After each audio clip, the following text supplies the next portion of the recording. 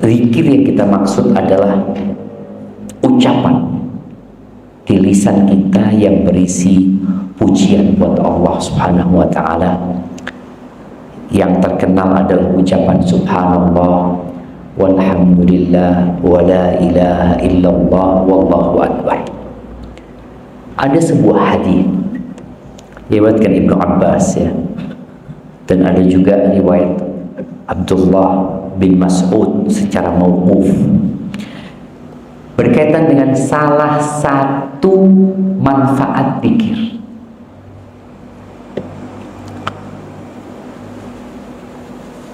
Man ajiza anil laili ayyukabidahu, barang siapa yang tidak mampu untuk bangkit di malam hari sholat malam. Ada orang-orang kan sulit anak sholat malam. Sepertiga malam akhir adalah waktu yang paling indah, tapi terkadang kita pemanfaatannya masih belum maksimal. Ada yang 15 menit, ada yang 30 menit. Apa nggak bisa sepertiga malam akhir full kita manfaatkan? Barang siapa yang lemah, nggak mampu, ya. Yang kedua, wa bakhila 'anil mali ayunfiqah, dan dia sulit untuk berinfak. Ada orang-orang yang terlalu cinta sama harta, enggak, sulit dia untuk berinfak. Kemudian yang ketiga, wajabuna 'anil aduwi ayyujahidah, dia pengecut, enggak berani menghadapi musuh. Apa solusinya? Falyukthir min dzikrillah. Pesan Nabi SAW, obat dari semua penyakit itu adalah memperbanyak zikrullah. Di athar Ibnu Mas'ud, secara khusus Ibnu Mas'ud mengatakan hendaklah memperbanyak bacaan la ilaha illallah subhanallah alhamdulillah Allahu akbar. Ini 4 kalimat yang paling dicintai Allah Azza wa Jalla, yang dalam banyak hadis Nabi SAW menyebutkan tentang fadilahnya. Kemudian disebutkan bi ayyihinna bada, terserah mau mulai dari subhanallah, mau mulai dari la ilaha illallah, yang penting 4 kata itu. Jamaah rahimakumullah, zikir ini ada 2 macam. Yang pertama, zikir mutlak. Zikir mutlak adalah dia zikir yang dibaca kapan saja, di mana saja, seperti ucapan tadi subhanallah, atau bacaan alhamdulillah, atau bacaan la haula wala quwwata illa billah, atau istighfar. Dan ada zikir yang muqayyad. Zikir yang muqayyad ini adalah zikir yang dibatasi oleh momen, oleh kondisi, oleh tempat, atau jumlahnya. Jadi seperti zikir setelah azan, ya udah, kita bacanya jangan di waktu lain, bacanya setelah azan. Zikir waktu berhubungan suami istri, apa ya Pak? Nah, bismillah, Allahumma jannibna syaitan wa jannib syaitan ma razaqtana. Ini zikir yang dibaca ketika hendak berhubungan suami istri. Ya dibaca pada waktu itu. Jangan masuk masjid baca itu. Karena ada kejadian jemaah. Orang ini tawaf. Dia itu kan tawaf lama ya, ngantri. Akhirnya dia buka buku doa-doa. Semua doa dia baca. Sampai doa itu, oh bismillah, Allahumma jannibna syaitan, jannib syaitan. Ini tawaf apa coba? Itu zikir khusus. Tadi yang terikat dengan kondisi. Contoh yang khusus ya, Umpamanya masuk ke toilet, orang mau makan, habis makan, pakai baju baru umpamanya. Ini zikir-zikir yang terikat dengan waktu, tempat, atau kondisi. Maka hendaklah kita meletakkan di tempatnya.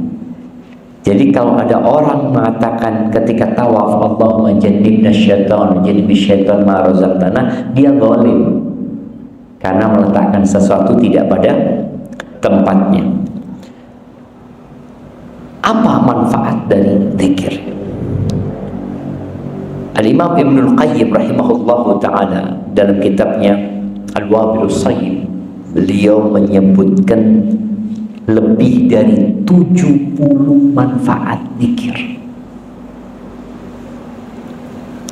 Di antaranya 3 yang kita akan bahas supaya kita semangat untuk memperbanyak zikir. Karena zikir ini amalan yang mudah dan kita diperintahkan banyak-banyak berzikir tanpa kesulitan. Kalau antum disuruh banyak-banyak puasa, sulit. Banyak-banyak sholat, berat. Suruh banyak baca Quran, ya Quran termasuk zikrullah, tapi kadangkala capek. Pegang mushaf harus bersuci. Yang pertama, manfaat zikir itu disebutkan oleh Ibnu Qayyim, yusahilus sa'ab wa yuyassirul asir. Jadi memudahkan yang sulit, menggampangkan yang sukar.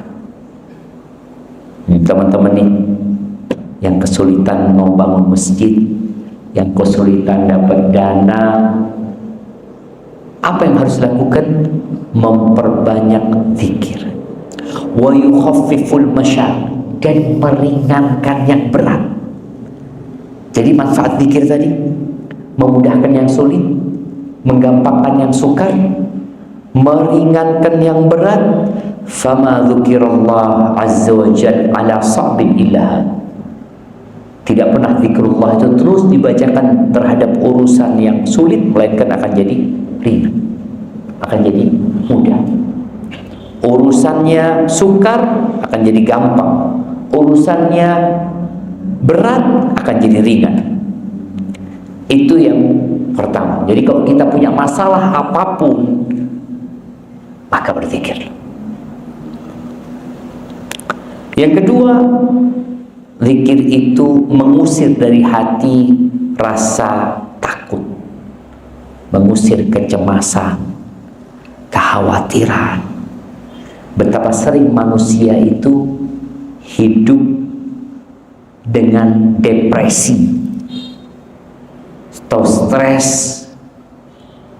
Kalau dilihat, oh ternyata dia sering mengingat manusia, dia sering mengingat pekerjaan. Zikirnya itu dunia. Maka ketika dia zikirnya adalah mengingat Allah Azza wa Jalla, kecemasan, kekhawatiran, ketakutan itu akan hilang dan akan menjadi aman hatinya, tentram jiwanya. Ala bi dzikrillah tatmainnul qulub. Tadi tenang. Tapi yang ketiga, zikir itu menyelamatkan dari godaan syaitan. Seringkali kita dengar, Ustaz, ana futur ya, ana sekarang sering digodain syaitan, ini macam-macam. Nah, masalahnya kurang zikir. Coba perbanyak zikir. Dan zikir ini dihitung jam supaya kita tahu banyak. Makanya kalau dilihat, para ulama menyebutkan dahulu di zaman sahabat sudah ada, Ibn Taimiyah menyebutkan sahabat-sahabat Nabi itu yang zikir pakai biji kurma, nggak pakai tasbih. Jadi biji kurma ditaruh di keranjang, mulai dia pindah. Biji kurma itu mamanya berapa? Isinya 300 atau berapa? Makanya para ulama menyebutkan, dan ini pendapat yang rajih, berzikir dengan tasbih boleh apa enggak? Pendapat yang kuat boleh. Cuma mereka menyebutkan tasbih itu alat hitung, bukan alat zikir.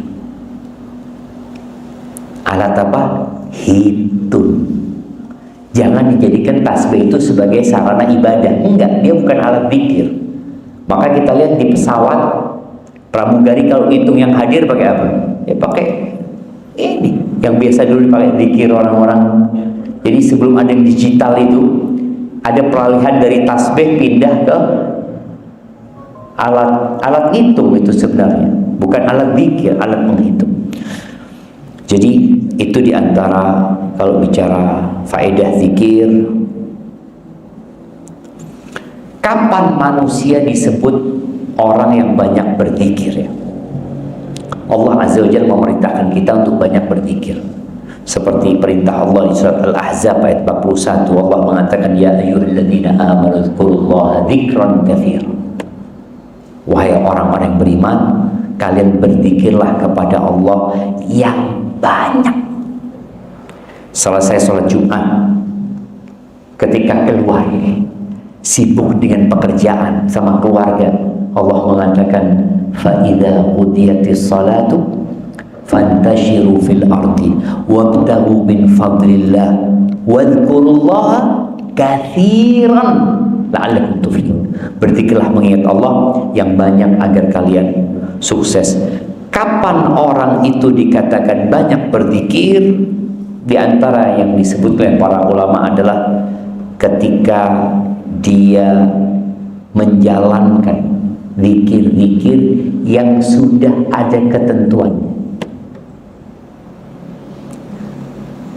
Seperti Ibn Abbas mengatakan, ada perintah Allah yang tidak dibatasi, nggak ada batasannya. Sholat zuhur ada batasannya, asar ada batasannya, haji ada batasannya, puasa Ramadan ada batasannya, sedekah ada batasannya nggak? Ada, nggak boleh berlebih-lebihan, jangan pelit, jangan berlebih-lebihan. Tapi zikir, kata Ibnu Abbas, illa ja'alalah haddan ma'luman thumma adhar ala fi hali udin ghairi dzikri. Kecuali zikir, Allah tidak menjadikan batasan. Maka Allah katakan, yadhkurunallaha qiyaman wa qu'udan wa ala junubihim. Berdiri berzikir, duduk berzikir, rebahan berzikir. Jadi usahakan kalau bicara zikir yang dengannya orang disebut banyak zikir, adalah melakukan zikir-zikir yang sudah ditetapkan waktu dan tempatnya serta kondisi. Ketika kena musibah, apa yang dikatakan? Inna lillahi wa inna ilaihi raji'un. Kemudian zikir pagi dan petang, ketika masuk ke masjid baca doa masuk masjid, ketika dari rumah ke masjid baca doa menuju ke masjid. Ada pertanyaan, apakah orang berzikir itu hatinya harus ikut? Gimana jawab? Apakah orang berzikir itu hatinya harus ikut berzikir? Ya, baiknya. Tapi tidak harus. Artinya kalau orang bilang subhanallah, subhanallah, subhanallah, subhanallah, subhanallah, dia subhanallah tapi pikir siapa sih itu subhanallah, subhanallah. Itu kan hatinya tidak bersama dia. Apakah tetap dapat pahala? Tetap. Karena zikir ini amalan lisan, lisannya. Namun pahalanya berbeda kalau hatinya ikut. Makanya sudah, perbanyak zikir sudah. Ketika datang seorang sahabat bertanya kepada Nabi SAW, ya, syariat Islamnya sudah banyak ya Rasulullah, kasih aku amalan yang aku bisa istiqomah. Kata Nabi SAW, la yazalu lisanuka radban bidzikrillah. Jaga lisanmu untuk senantiasa basah dengan zikir. Contoh habis sholatnya, kita berzikir. Sebagian orang zikirnya itu belum nyambung antara lisan dengan hati. Kayak antum ngomong alhamdulillah, alhamdulillah, alhamdulillah, alhamdulillah, alhamdulillah, alhamdulillah, alhamdulillah, alhamdulillah. Kadang kala itu belum sampai hati ya, Pak. Ketika ke-20, alhamdulillah. Wah, saya ini ngoceh alhamdulillah, mereka sudah alhamdulillah, alhamdulillah. Baru nyambung, tidak apa-apa. Tapi pahalanya berbeda.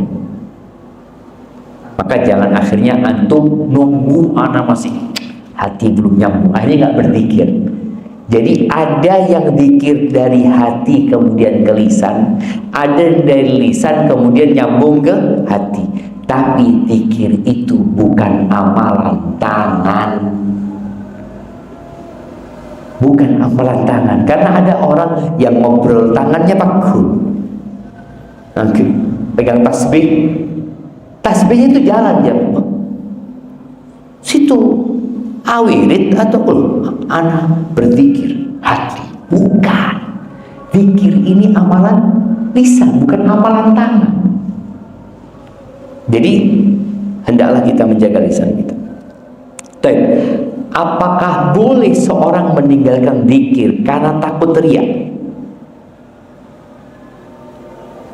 Umpamanya ini antum sama sohib-sohib kepini ku habis. Akhirnya antum yang mau zikir jadi gak zikir. Tak boleh. Jadi seharusnya sudah antum baca zikir pagi umpamanya. Takut didengar sama orang, akhirnya antum tidak baca. Takut dibilang alim, Ustaz, anak sudah tidak zikir. Malah antum terjebak dalam kesyirikan. Jadi takut riya itu bagus, menunjukkan orang itu ingin ikhlas. Tapi jangan sampai gara-gara takut riya akhirnya antum tidak berzikir. Kan zikir amalan lisan. Lisan harus bergerak. Itu kalau bicara zikir. Mungkin antum zikirnya gak harus terdengar. Tapi kalau terdengar mungkin di beberapa kondisi bagus.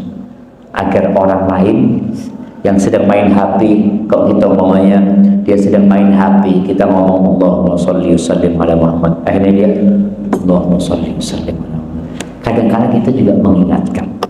Yang penting hatinya dijaga. Terus jemaah rahimakumullah, menghitung dengan jari itu sunnah. Jadi usahakan kita menghitung zikir dengan jari. Tapi kalaupun pakai tasbih, tidak perlu ditaruh di lehernya, tidak perlu ditaruh di tangannya, simpan di kantong. Mungkin kalau mau zikir pakai tasbih itu ya jangan di luar, di rumahnya mungkin. Atau tadi, karena sebagian ulama berpikir kalau pakai haso atau pakai nawah, pakai biji kurma, itu sudah ada sejak zaman Nabi SAW. Tapi di zaman itu belum ada tasbih, belum pakai tasbih. Tasbih datang setelah itu. Maka sebagian ulama tasbih itu ya tidak apa-apa. Mereka mengatakan, tapi jangan sampai dipamerkan kepada orang. Kalau mau dipakai di mobilnya, di mana, tafadhol. Baik, ahibati fillah. Yang terakhir, kalau kita punya amalan yang biasa kita lakukan dari zikir, lalu ketinggalan, boleh nggak diqadha?